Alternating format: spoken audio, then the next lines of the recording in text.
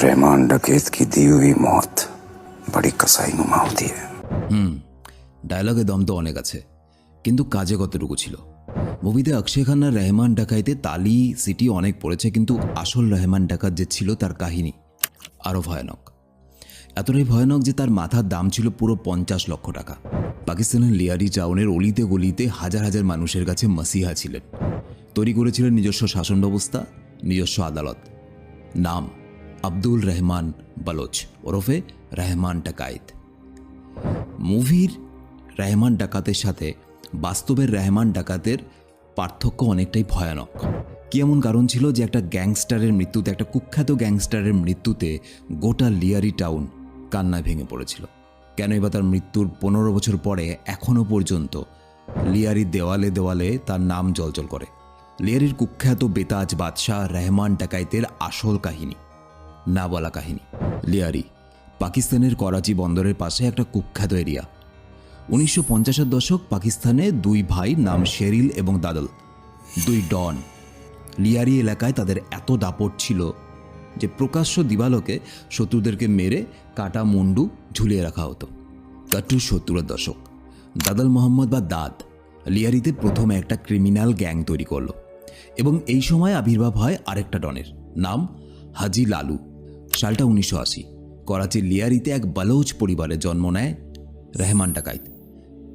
বাবু ডাকাত নামে একজন গ্যাংস্টার দাবি করত সে নাকি রহমান ডাকাতের আসল বাবা ছিল, কিন্তু তার অফিসিয়ালি বাবা হলো গ্যাংস্টার দাদল বা দাদ মোহাম্মদ। শোনা যায় 1990-এর দশকে দাদলকে হত্যা করে করাচির নতুন ডন হিসাবে আবির্ভাব হয় ইকবাল ওরফে বাবু ডাকাত। অবাক করার মতো ব্যাপার হলো, এই বাবু ডাকায়েত যে একজন কুখ্যাত গ্যাংস্টার ছিল, সে MSc করেছিল। তো যাই হোক, রহমান ডাকায়েত খুব অল্প বয়স থেকে বাবা কাকাদের মতো অপরাধ জগতে পা বাড়ায়। মাত্র 13 বছর বয়সে প্রথম খুন করে।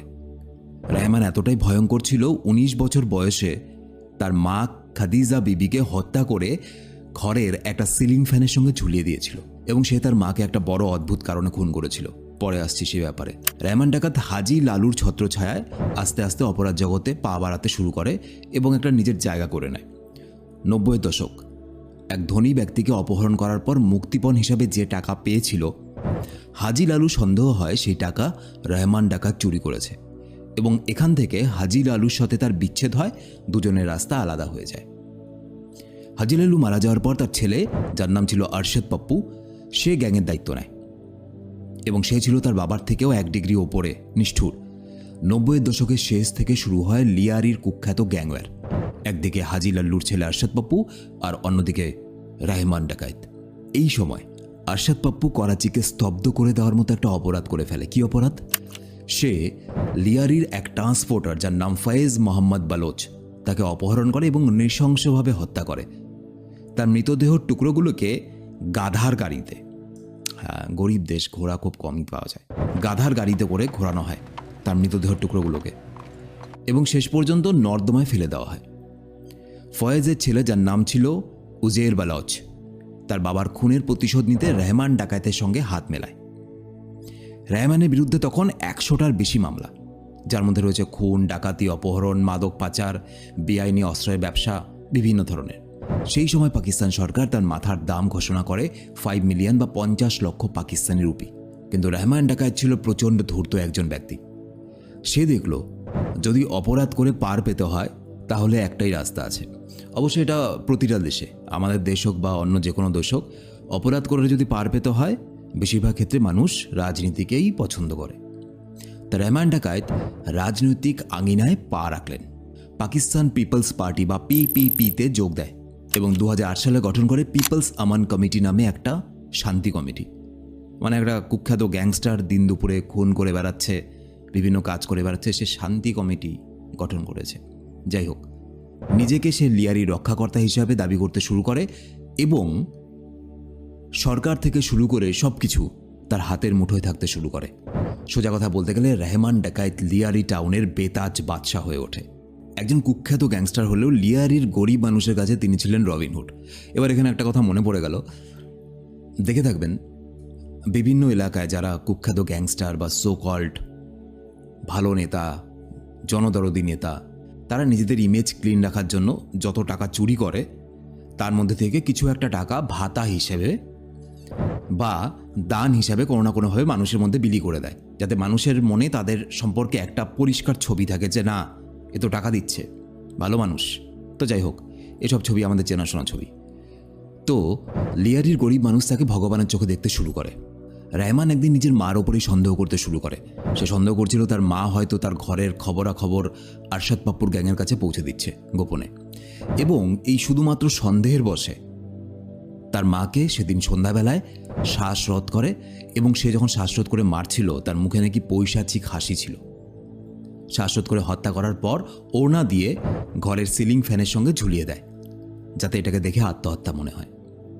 যদিও এর কোনো আইনি প্রমাণ পাওয়া যায়নি, কিন্তু লিয়ারির মানুষের মুখে মুখে আজও এই রোমহর্ষক কাহিনী শোনা যায় যে রহমান ডাকাত এভাবে তার মাকে খুন করেছে।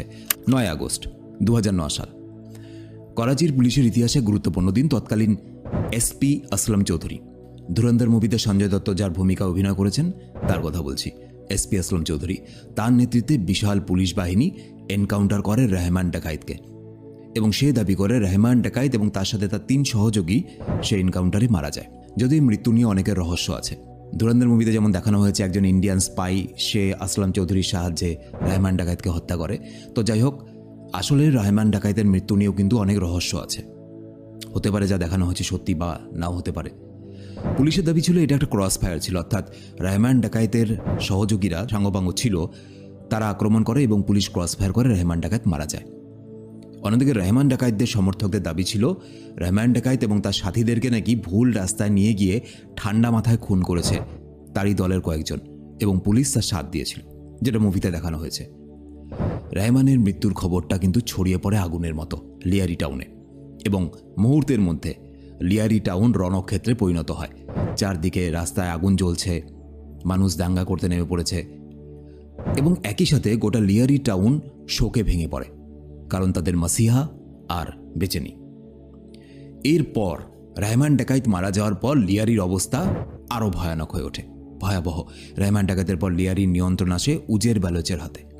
কিন্তু অপরাধ জগতে ক্ষমতা আর টাকা কখনোই কাউকে শান্তিতে থাকতে দেয় না। উজেরের একমাত্র লক্ষ্য ছিল আরশাদ পাপ্পুকে শেষ করা, কারণ সে সন্দেহ করছিল হয়তো এসপি আসলাম চৌধুরীকে সাহায্য করেছিল আরশাদ পাপ্পুর দলের গ্যাংয়ের লোক, এবং এই কারণে দুটো গ্যাংয়ের মধ্যে ভয়াবহ এমন শুরু হয় লড়াই, যেটা এর আগে লিয়ারি টাউন কখনো দেখেনি। 2013 সাল উজের বালোচ পাপ্পুকে কবজা করে, টানা 5 দিন অমানসিক অত্যাচার করে এবং পাপ্পু আর তার ভাইকে রাস্তার মধ্যে গলা কেটে হত্যা করে। এবং শোনা যায় আরশাদের বিচ্ছিন্ন অর্থাৎ কাটা মুন্ডুটা নিয়ে, কাটা মাথাটা নিয়ে উজের বালোচের লোকজন নাকি সেদিন লিয়ারি টাউনে ওপেন ফুটবল খেলছিল, মানে একটা নারকীয় দৃশ্য। লিয়ারি টাউনের সরু গলিগুলো রাতারাতি রণক্ষেত্রে পরিণত হয়, কোনো সিনেমার দৃশ্যকেও হার মানাবে এরকম। মানে ওপেন মানুষ AK-47 rocket launcher, hand grenade এসব নিয়ে ঘুরে বেড়াচ্ছে রাস্তার মধ্যে। এবং 2013 সালে সবথেকে চমকে দেওয়ার মতো তথ্য আসে, পুরো বিশ্ব জানতে পারে লিয়ারি টাউনে দুটো গ্যাংওয়ারের জন্য 3,000 মানুষ প্রাণ হারায়। রাস্তায় এখানে ওখানে বিভিন্ন মানুষের মৃতদেহ পড়ে আছে, কোথাও কারো কাটা হাত, কোথাও কারো কাটা মুন্ডু, মানে এক জ্বলন্ত নরকের মতো। পরিস্থিতি হাতের বাইরে চলে যায় এবং পাকিস্তান সরকার অপারেশন লিয়ারি শুরু করে। পাকিস্তানি যারা রেঞ্জার্স বাহিনী আছে তাদের উপরে বিশেষ ক্ষমতা দেওয়া হয়, এবং এই সময় উপায় না পেয়ে উজের বালোচ দুবাই পালিয়ে যায়। 2014 সাল ইন্টারপোল তাকে গ্রেপ্তার করে, তাকে পাকিস্তানে ফিরিয়ে আনা হয়। ভালো করে চিন্তা করলে দেখা যায় এরকম রহমান ডাকায়েত শুধুমাত্র পাকিস্তানের লিয়ারি টাউনে না, বিভিন্ন দেশে, বিশেষ করে আমাদের সব দেশগুলোতে বিভিন্ন জায়গায় ছড়িয়ে আছে।